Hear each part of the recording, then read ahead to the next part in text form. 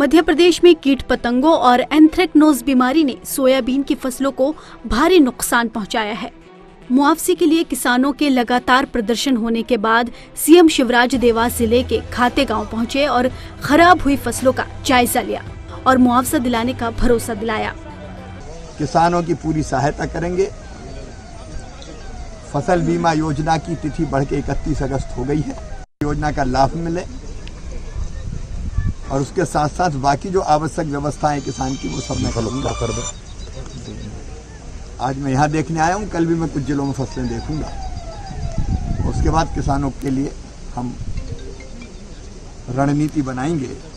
CM Shivraj ने किसानों को 31 अगस्त तक फसल बीमा रजिस्ट्रेशन कराने का सुझाव दिया। इस पर किसानों ने क्या कहा, सुनिए। मतलब 5-5 एकड़ में हमने खर्च कर दिया, उसके बाद में कोई बहुत परेशान है साहब। 4-5 महीने से ये सब इसमें बहुत बढ़िया था।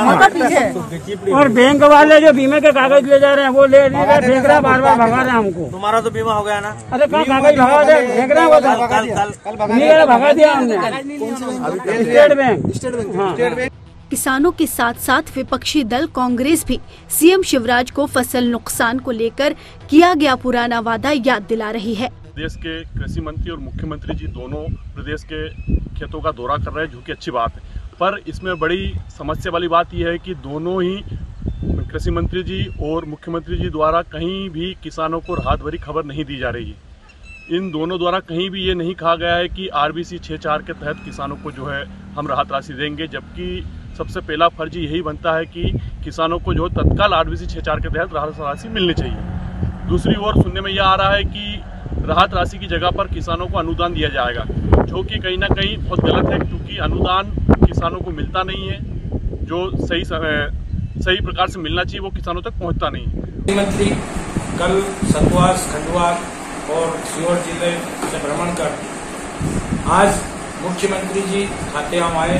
किसानों की बड़ी आशा थी कि कुछ न कुछ घोषणा करेंगे, और कोई ऐसी घोषणा नहीं की कि जिससे किसानों को संतुष्टि हो या किसानों को उससे राहत मिले। 40,000 रुपए पर हेक्टेयर देंगे, लेकिन आज तक दिया नहीं। किसान पेड़ों पे चढ़ के आंदोलन कर रहे हैं, किसान खेत में लेट के आंदोलन कर रहे हैं।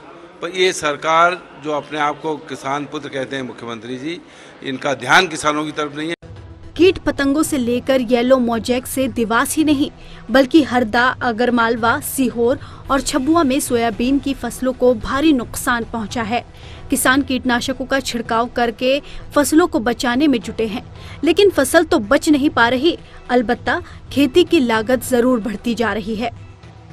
कोरोना की वजह से है तो फसल का सही दाम भी नहीं मिल पा रहे हैं बहुत, और खर्चा जरूरत से ज़्यादा हो रहा है। दवाई का इनका सबका खेतों में अब भी है तो दवाई छिटक रहे हैं, परंतु उस दवाई से भी कोई आराम नहीं हो रहा है। सर 2 बार बोई सोयाबीन पहले लगाई थी, 6124 लगाई थी, वो भी ख़त्म हो गई। फिर डबल बोई तो ये GS लगाई, GS में ये बीमारी भरा गई, और 6124 में भी यही बीमारी भरा गई। मध्य प्रदेश में सोयाबीन खरीफ सीजन की प्रमुख फसल है। किसानों की कमाई का बड़ा हिस्सा इसी फसल पर टिका है। ऐसे में सरकार से उचित मदद न मिलने पर किसानों के कर्ज के जाल में उलझने का संकट और गहरा हो सकता है। मध्य प्रदेश से नीलेश भानुप्रिया के साथ ब्यूरो रिपोर्ट, स्वराज एक्सप्रेस।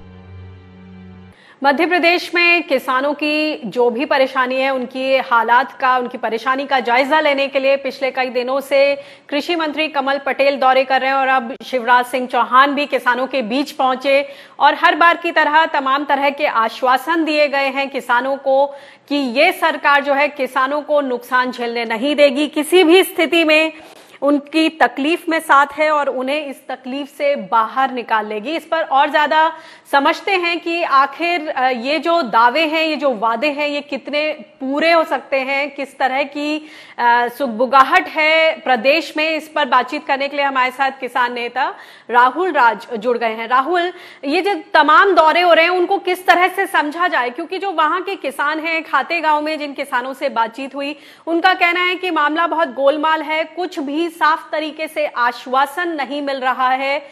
क्या स्थिति आप समझते हैं? ये जो दौरे हैं, इसका मतलब फौरी तौर पर कोई राहत मिलेगी कि नहीं RBC 6-4 के तहत, या फिर सिर्फ फसल बीमा को लेकर आश्वासन सामने आ रहे हैं?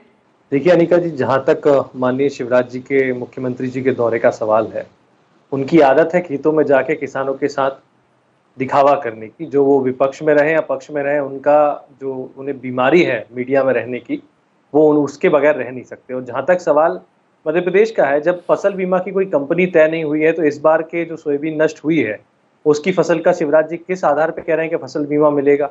ये सारा ड्रामा इसलिए हो रहा है क्योंकि उनको लॉन्च करना था, कि घोषणा करनी थी कि 19-20 का बीमा मैं डालने वाला हूं, जिसकी 6 सितंबर की उन्हें डेट दी है।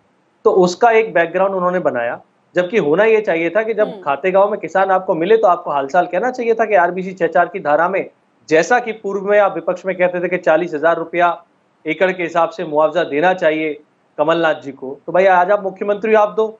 और होता यही है अनिका जी, पिछले वर्ष भी जब फसल नष्ट हुई थी तो कमलनाथ जी ने हेलीकॉप्टर से दौरा किया। उन्होंने भी कहा था कि एक एक दाने का हिसाब देंगे और पूरी 100% नुकसान हुआ है, लेकिन उसके विपरीत हुआ कुछ भी नहीं। आज दिनांक 22 तक पिछले वर्ष का अतिवृष्टि का मुआवजा नहीं मिला है।